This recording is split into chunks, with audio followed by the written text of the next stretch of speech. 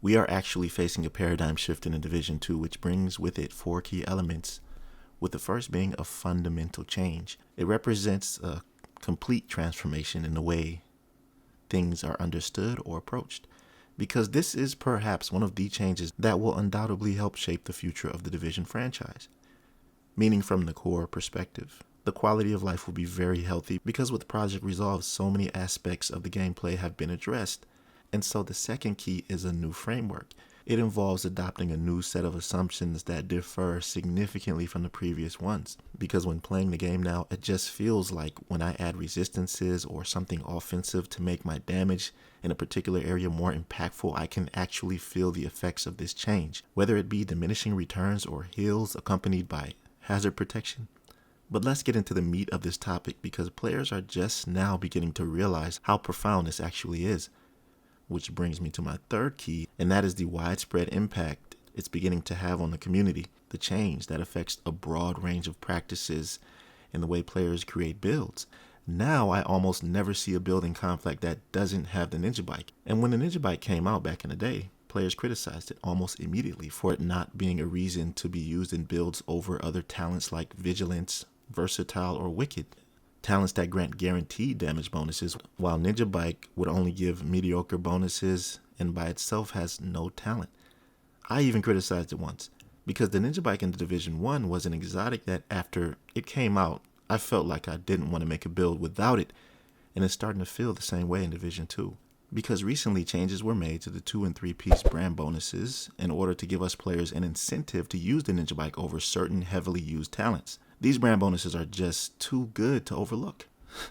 And so here's when we need to express the fourth and final key, which is resistance and transition, because paradigm shifts often face resistance initially. That's just how it is. As established norms and practices are deeply ingrained. Come on now, nobody wants to give up their precious DPS only build mentality. But the transition can be gradual. It's okay. And it may involve a lot of debate and evaluation, but ultimately, the way this is going, the way players will eventually build is from the hybrid approach. It's simply too good, as I said. But let me show you what I'm talking about. Let's check out these brand bonuses, how they were before and how they are now, because some of these I didn't even realize were so strong. I'm showing you this so you can really understand how much this changes the dynamics of build making and how much it will impact gameplay overall. And I don't know, I think some of these may be changed a little bit. This was in the patch notes a couple months back, and I think there are slight changes in some of these attributes. If you notice any, let me know. But I'm just going to show these on the screen so that you can see what I'm talking about. I'm not going to go over all of them, just a few of them that I think that are pretty crazy. So if you look at 𝐤𝐤𝐵𝐵, this gives you 80% more health than it had before, 90% health for the 3-piece. And for a long time, health has been a non-existent factor in this game. I mean, as soon as your armor gets melted, your health is nothing. You pretty much down. So I think that having this 90% health will help with some of the engagements that players have when they're fighting 1vs or whatever, just to survive. That added on with the enamel kits for the instant 25% heal is great. Now I consider this a minor update in the grand scheme of things, because when you look at things like Douglas and Harding for the 2-piece, 30% weapon stability, 50% accuracy, and then Fenris Group, 30% reload speed, 50% stability. Then you got Grupo Sombra, 20% explosive damage. You might not think that's a lot, but 15% was what it was previously, and 5% explosive damage is significant. Now, like the health, explosive damage was very OP before Warlords of New York. Before that update, there were so many different combinations of builds players could make, and there were some crazy metas like the 311-7s, but health with Berserk Clutch was almost unbeatable.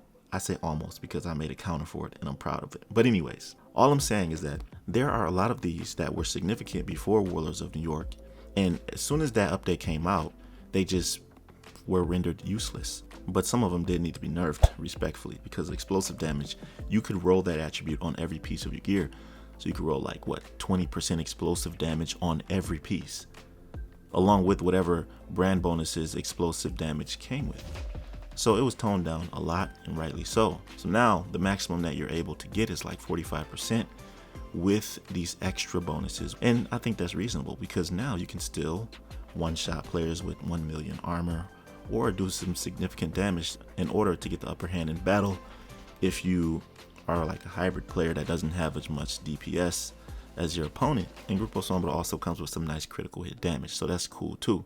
But let's talk about some of these other crazy bonuses. Like if you look at Overlord armaments, and I'm going to talk about this later because there's something else I want to get into when it comes to rifles, but you got 30% weapon handling and 30% weapon accuracy. And I think that's perfect for a rifle, because the third piece for the previous bonus was 10% weapon handling. See, these were mediocre bonuses that didn't really give you much to work with. It didn't really give you a reason to use the Ninjabike.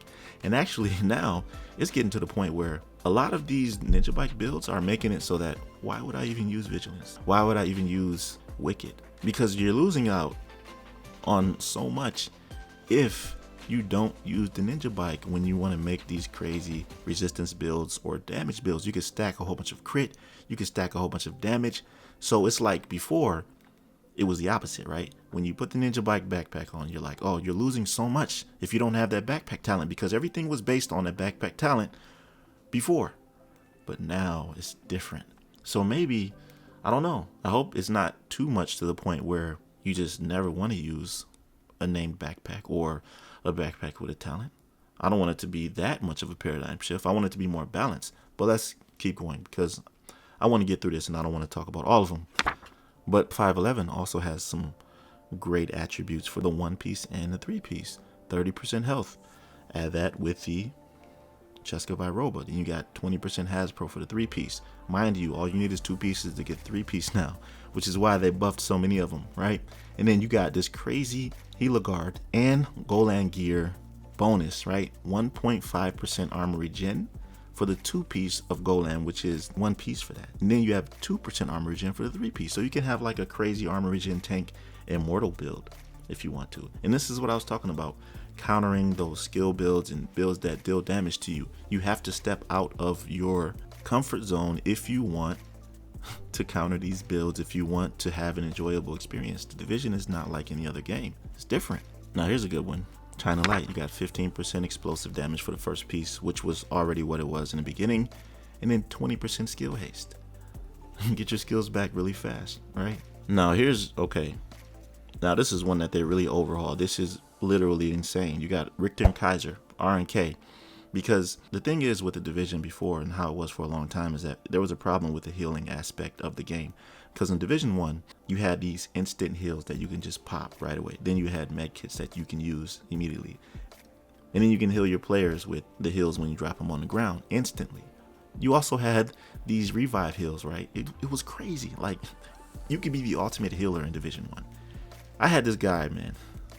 I forgot his name, yo. I can't believe I forgot his name. But anyway, he was the perfect healer on our team. He was so cool, so chill. And every time somebody would go down, we'd immediately go up because he constantly had his eyes on us. And he would use the heal version that would automatically revive you when you drop it on the ground over them. And so nobody would die on our team. And I think that developers with these changes, especially the heals with that now you have hazard protection along with them, is allowing you to be more resilient. I'm actually still working on a build. I was playing in Conflict, the combat medic. I know you saw that thumbnail where I actually want to be an effective healer, but also be strong with my weapon a little bit so that I can be a little bit more useful than just a healer. But here's what it does, right? Before, it had 10% explosive resistance, 20% repair skills. It has now 25% explosive resistance and 40% repair skills. And the first one is the 20% incoming repairs. Now, you don't realize that incoming repairs is for yourself, right? So that's the secret sauce to you healing yourself when it comes to heal builds. Repair skills is the secret sauce for you healing other players. So if you add more repair skills on your build, throw the Ninjabike in there, add some other stuff. I mean, you got the empathic resolve chest piece. It's just, the possibilities are endless with the versatility and viability that these builds can bring now.